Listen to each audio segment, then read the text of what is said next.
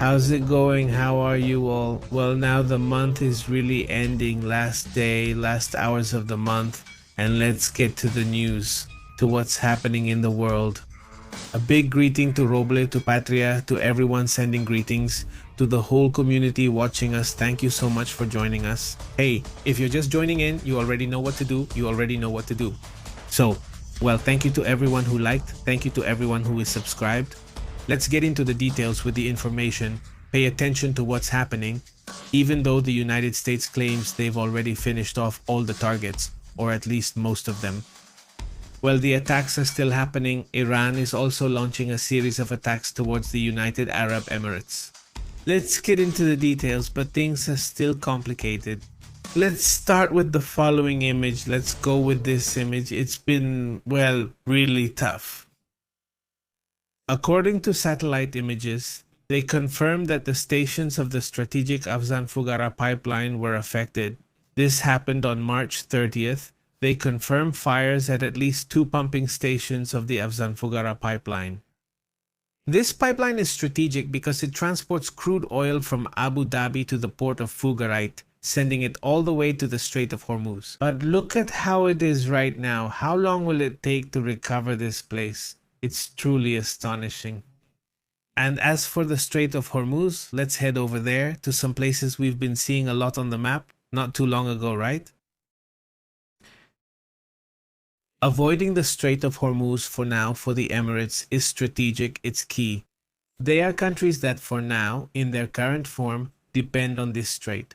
They depend on these 32 kilometers of distance from one side to the other, which is still currently controlled by Iran. Even though CENTCOM says they already have everything under control, let's see what CENTCOM says, what it says, as I need it. By the way, a big shout out.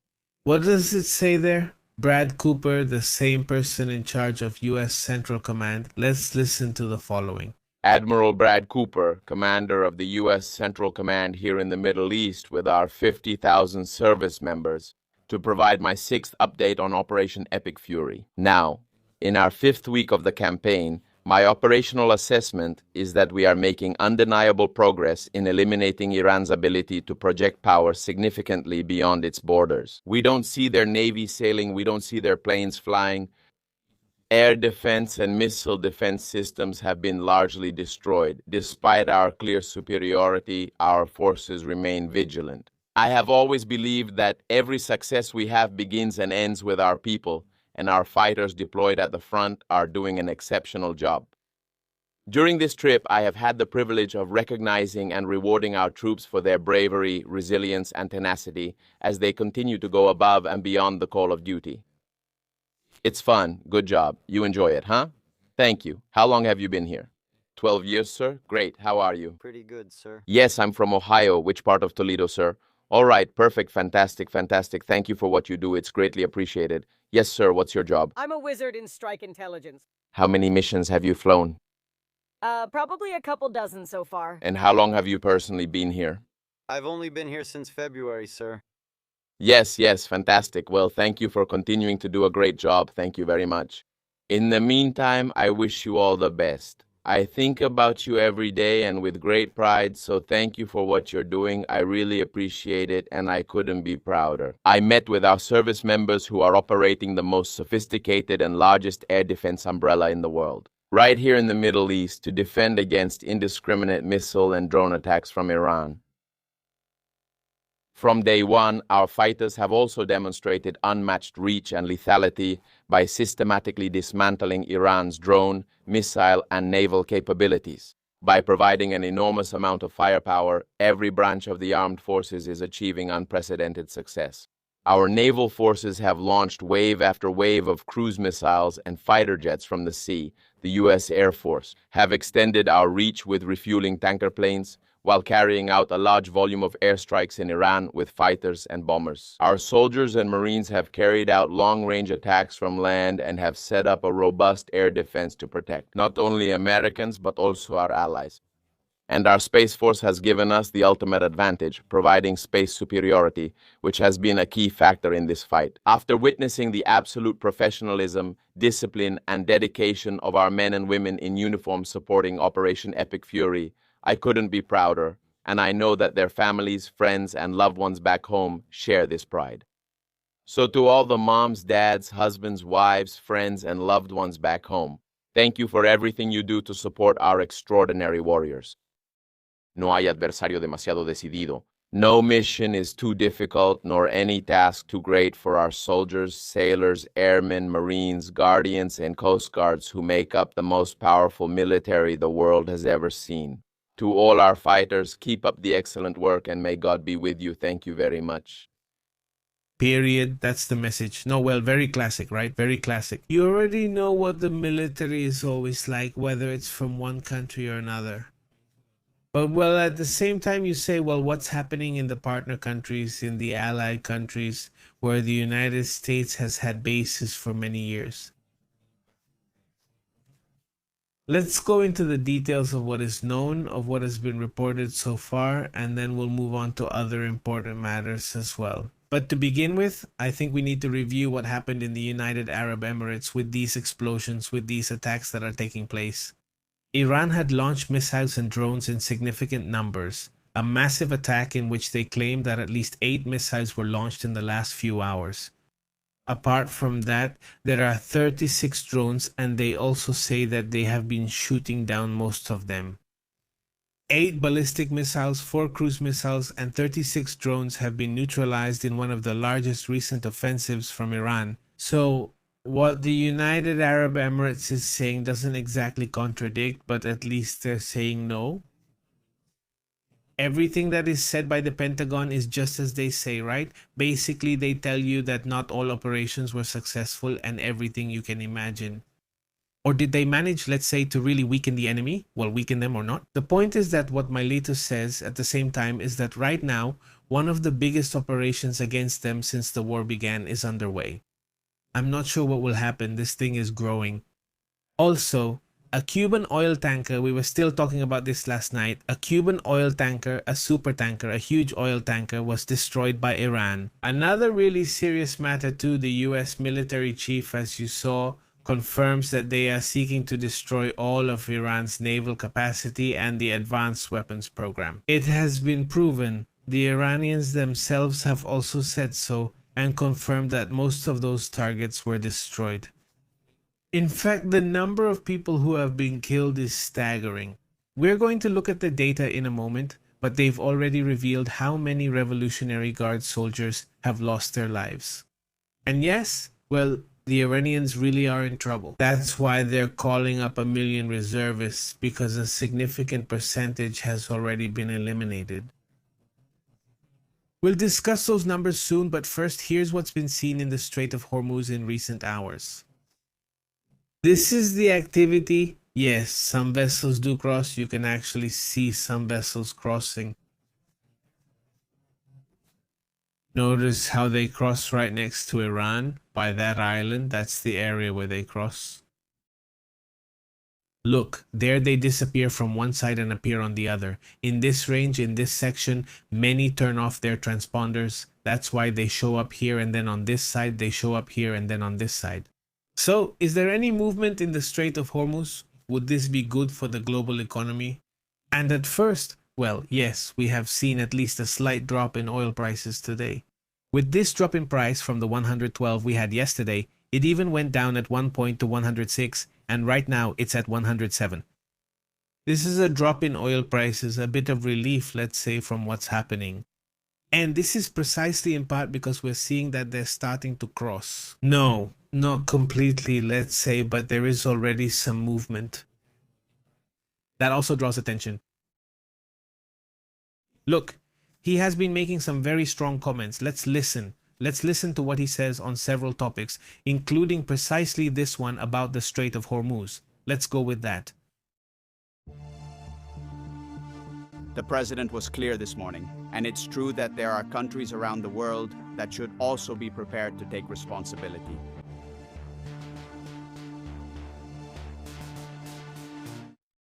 The president was clear this morning, and it's true that there are countries around the world that should also be prepared to take responsibility. It's not just the United States Navy on this critical waterway. The last time I checked, there was supposed to be a great and feared Royal Navy, which could also be prepared to do things like that. So he's pointing out that this is an international waterway that we use less than most, in fact, much less than most. Así que el mundo, it should pay attention and be prepared to act. President Trump has been willing to do the hard work on behalf of the free world to confront this threat from Iran. It's not just our problem going forward, although we've done most of the preparation to ensure that Strait remains open. That's an outcome the president has been very clear about. Well, that's the message, the first message we're going to see from Pete Hegseth, the Secretary of Defense, who stated that the coming days will be decisive. Within the next possibly 48 hours, decisions will be finalized, and this could lead to a wider war. Or if this will be an operation, as they call it, lasting about 2 to 3 weeks. Although he did call it a war at some point during these interviews, during this press conference, in which, by the way, he also said this. Also about the Strait of Hormuz. I appreciate both questions. In the Strait of Hormuz, nowadays there are many more ships passing through than before. As the president has ordered, the president has been clear with Iran. Open it for business, or we have options, and we certainly do. And when you look at what the chairman of the Joint Chiefs has presented regarding the Navy, the Naval Industrial Base, coastal cruise missiles, UAVs, and mine-laying capabilities, we have focused from the beginning on wearing down and defeating those capabilities and limiting their options. We are also doing many things, some of which are known and others not, to set the conditions. And I think the president was clear this morning in his statement when he said that there are countries around the world that should be prepared to step up. Well, they keep insisting that the United States could even step aside and leave everything as it is and let other countries take over. It's an issue that keeps coming up, and here's the specific point on that.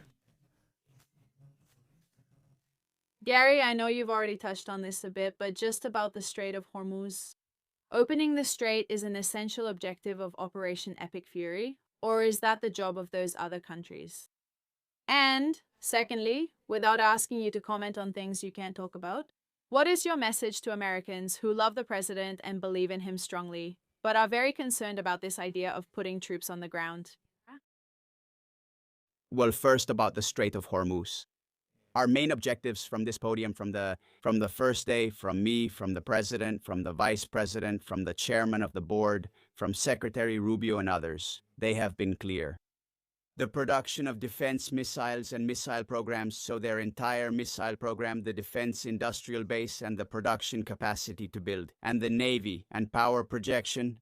So those have been, and then, of course, encompassing all of this, Iran is never going to have a nuclear weapon. That has been very clear. Defeating the Navy is a fundamental part of ensuring that they cannot project that kind of power. But ultimately, I think the president's statement this morning lays it out very well. This issue of the Strait of Hormuz, for which we have set the conditions for success, and will make sure that Iran knows it very clearly. It's not just a problem for the United States of America. We have been willing to lead, President Trump always has, but we are not the only ones. Other countries should pay attention when the president speaks. He has shown that when he speaks, he means it, and he is sending a message.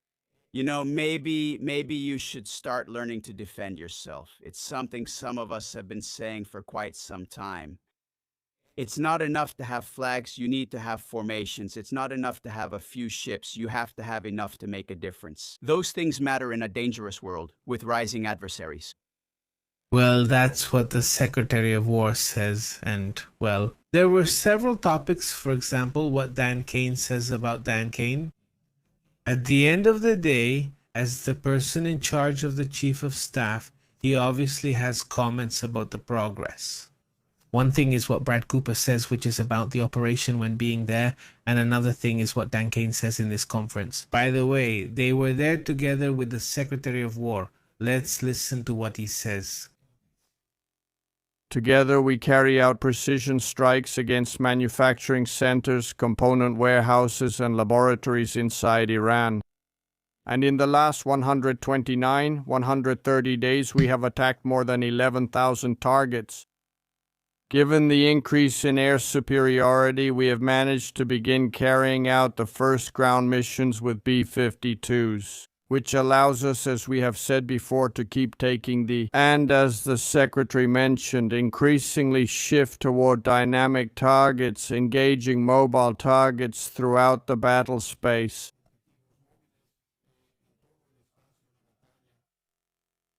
We have continued working against Iran's missile, drone, and naval production facilities, and we continue to apply the multi-domain pressure we've talked about. At sea, we maintain supremacy over the Iranian Navy. We strike their mine-laying capabilities, their naval assets, and as I said, we add attack helicopters and air support. Close to the naval sector, CENTCOM continues to identify and act against naval depots and storage areas. And we have destroyed once again more than 150 ships, including all the Yamaran-class frigates in their navy.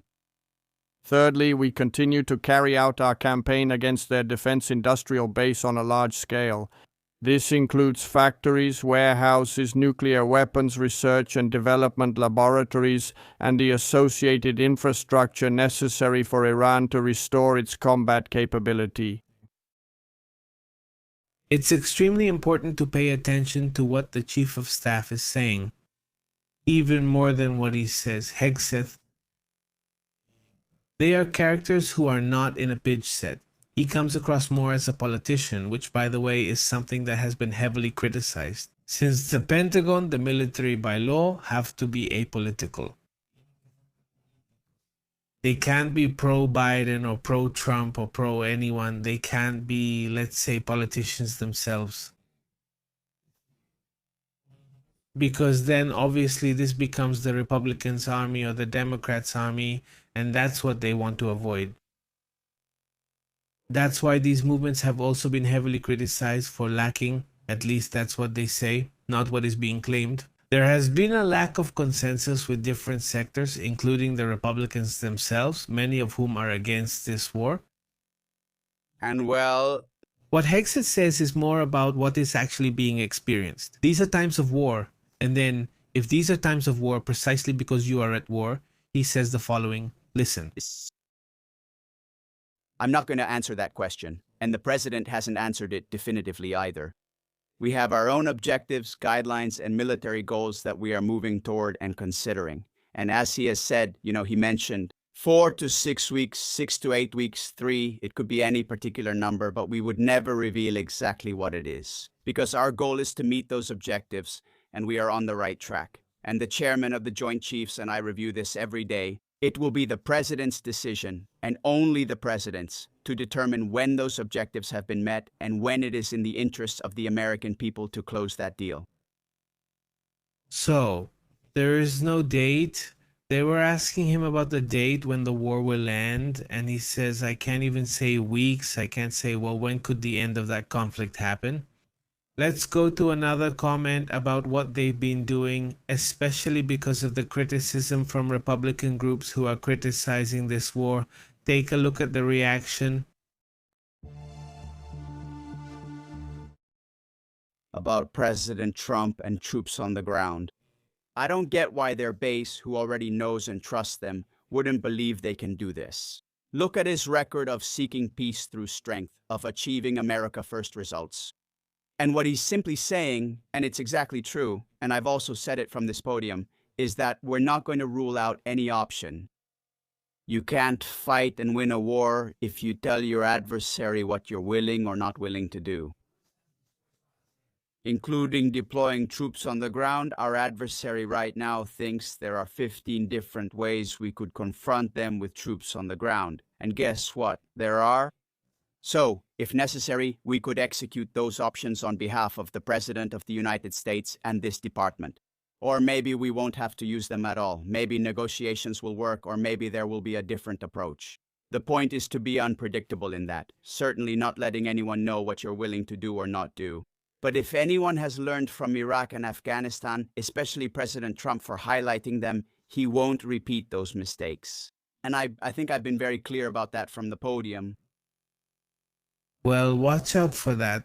That's a message directly to the MAGA people. That's why he says it.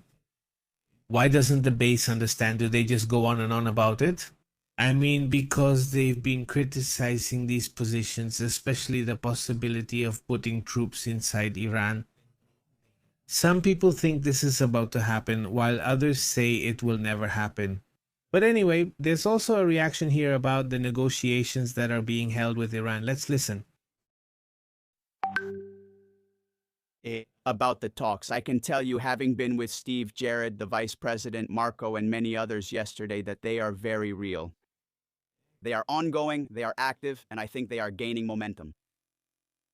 Well, he is also adding to the comments made by Marco Rubio and by other politicians from the United States, stating that in fact, if there are supposedly negotiations with Iran, keep in mind it's with a sector of Iran. In other words, it's not with the Revolutionary Guard, who are the ones with the weapons and who truly control Iran, but it's with political factions they supposedly have a dialogue with to reach an agreement in, well, negotiating a possible solution, an opening of the Strait of Hormuz and things like that.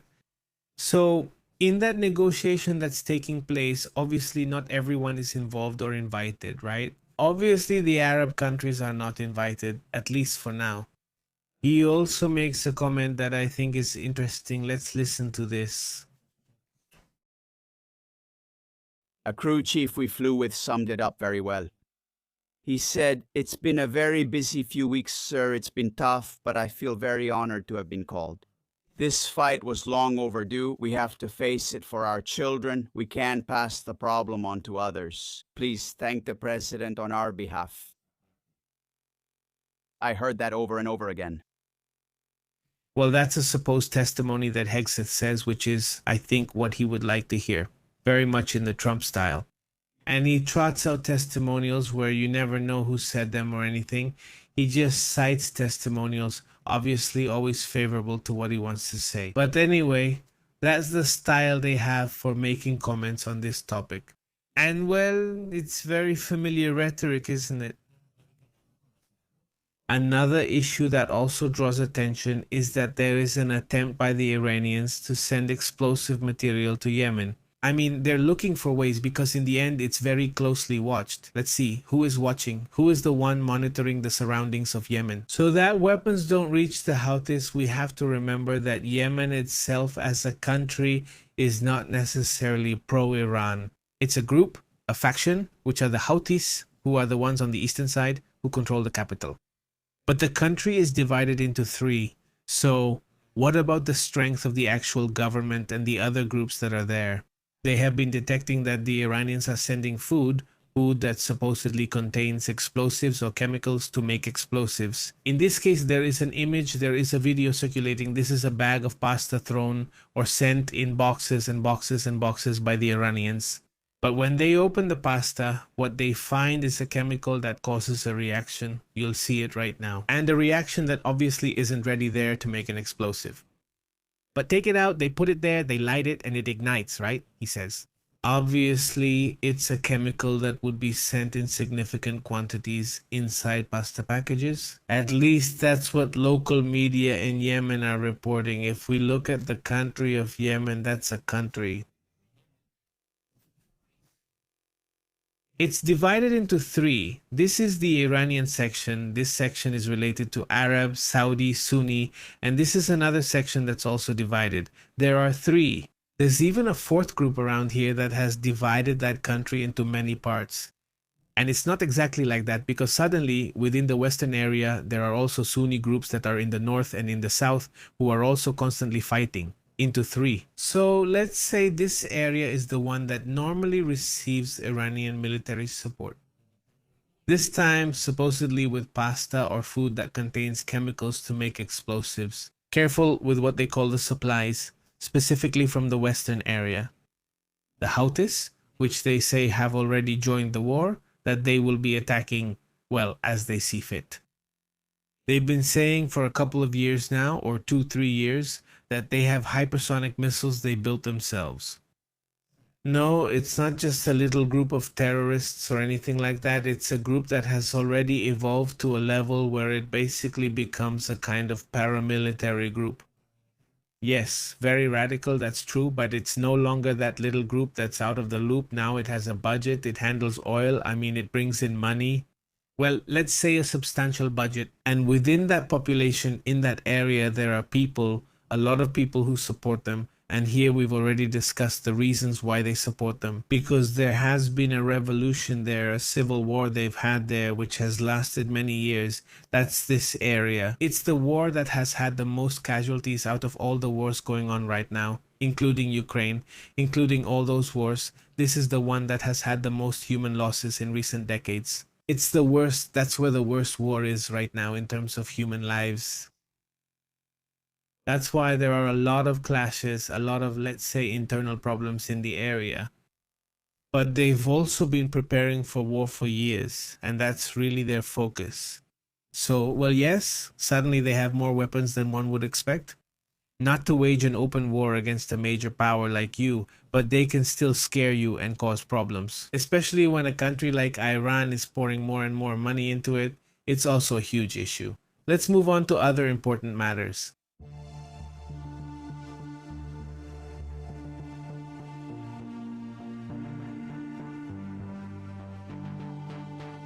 Quickly, let's go to the comments. Another update is coming soon. It's almost ready. It's almost prepared. We'll talk in a moment, but first, greetings to the community, especially Neri Salazar in Galveston, Texas. How are things there? A big greeting also to Gabriel, Norma, Henry, and Manio. How have you been? To Jose, greetings to the whole community. Yugoro Delana says, I agree. He says he could wait for Iran to have the bomb, he says, and act after a nuclear attack, he says. So, do you think he has some kind of stronger weapon, like a nuclear bomb or something like that?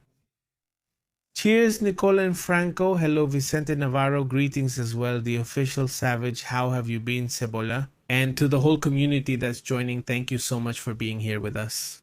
And look, I want to give a special greeting to the whole community that's here. Well, they participate and beyond that also comments. Come on, they're here with us. They're not just accompanying us. They're already part of the community. I know that many people come and go, but there's a good group and it's getting bigger who are here with us every day in the updates, and we really appreciate that. We see each other here and that's very exciting. I really thank you all for that. Look, we're living in interesting times, a time when, well, I mean, despite everything, I'm always optimistic and I will continue to be. But we always have to be optimistic, but not naive either. I mean, in the sense that we have to see which of those challenges we can prevent. Well, there are things that can be prevented and there are things that can't, right? But there are definitely things that can be perfectly prevented. And one of the things that can be prevented is precisely what's happening in the economy. Think very carefully about saving, about always having that extra source of income somewhere. You know what? Look, I have my job, but I also have a little extra income here, that kind of thing, diversifying those risks a bit. Always try to build a sense of community with the people around you, not just with your friends and family, but in general in the community where you live. That kind of thing. We've started today a section that is a survival guide, which is not my survival guide, it's the community's survival guide. Because many of those tips that are there are things you've told me, things you've shared with me, or testimonies you've given me. You know, this is really important. In fact, in the comments on that video, I've already made notes of very positive, very good advice from people who are already sharing their experiences. I experienced this earthquake. I went through that situation, that conflict, and so that's where I make my notes. And the idea with that guide is to keep improving it and to keep adding different tips on what to do in different risk situations. In the end, it's a prevention plan. Obviously, we don't want anything bad to happen. It's just about planning, preventing, and if nothing happens, well, that's great. And if something does happen, well, then you have all kinds of backup plans. Above all, thinking that we have a lot of information. There's a lot of information out there, so it's better if that information is useful for something practical, not just information for the sake of it. As I said, I've heard about it, but I haven't. Let's take notes. Let's come up with some prevention strategies, and I think that will be important in the long run. Sal Garcia, how have you been? Hello. Manuel, what's up? Marna Solis, greetings all the way to San Antonio, Texas. Very, very good. Who else is out there, says Gray Bean. Gray Bean. Campos says something big is coming for them, but the good fight. Greetings. Style. Cheers, thank you very much. Cheers, cheers, cheers, cheers. Beto Barba, a big greeting to you too. And well, in a little while, we'll be back with other situations, with other topics. How have you been, Pauline? What's up, everyone in the community who's joining us? Thank you so much for being here. It's curious. Look, there are some, for example, Poland's, and there are 3 or 4 comments that say exactly the same thing. They say he said hello. It's strange. It's strange. Let's see, Poland. Can you write something other than just that? There are 3 comments saying exactly the same thing, and 1 comment that doesn't make sense. It doesn't make sense. It's something that's not so common. Those are bots. Or if they're people, well, I'm here waiting to see if you can comment something else. You gave me Manuel Fonseca, who also says the same thing. He said hello. And above there's another comment that says exactly the same thing. Look, Norma Jeffers said hello. It's strange. With the same font, with the same letters, with the same everything. I mean, it doesn't change at all. Isn't it curious? I don't know. You guys there, check what you notice. There are 3 identical comments from 3 different people. This is strange. Greetings, Patrick. How have you been? Very good, he says. Being prepared is like having car insurance, home insurance, and so on. It's better to have them and not need them, exactly, he says. Yes. So, how have you been? Greetings. Thank you very much for your comment, and not how have you been, he says. Trump, with his ramblings, confuses everyone with his nonsense. Greetings. How have you been, Tino? Hi there. I think he's the one who's confused, not people. People are very smart. I mean, there are little groups that get confused, but I think you're referring to them. Yes, there are little groups that do get confused, that believe all these narratives. Now, what I do believe is that the one who's really sharp with that kind of account, that really catches my attention. Those 3 comments are there not because they're commercial bots to promote something or anything, but you have to be sharp about that. He quotes Asestado, thank you very much, quote, thank you, he says, greetings and just arriving. No soy bots, no, yo quiero. Sometimes it's not obvious when comments appear from 34 accounts saying, I believe it. That's the bad one and that's the good one. Exactly, he says this is really curious, that's very strange, it's not that common. There are automated bots, which is what I think these are, because clearly they're not making any other comments, if you notice. And if not, well, I send them a big hello. But they're probably automated bots. And in the case of another kind of so-called bot that really isn't one. Are these people paid for something? Not to push a certain narrative, but suddenly they're also very recognizable. But this is the automated bot, which is what surprised me because those are the ones you don't usually see here. And me, that's already 3 comments. And I recognize those comments with that exact phrase. And none of those 3 people, well, have commented anything else up to now. Isn't that interesting? Well, Patricia, greetings, Jesus. How are you? Greetings also to Eva Garcia, Tino Sol. Greetings to the whole community. Well, the greetings, he says. Duolingo, paid from Nigeria, says something like that. I mean, well, who knows what's going on? It's curious. We'll be checking it out. Today, we're on another broadcast. Check to see if it happens. Let's see if it happens. I mean, if you join us. Jose, how have you been, Jose? Francisco?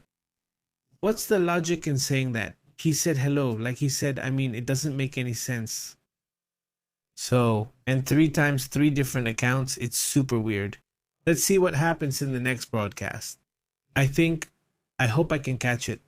If I don't catch up now, it's going to be too late. So it will have to be something right after. I think the next broadcast will be in half an hour at most. See you in a little while and we'll see.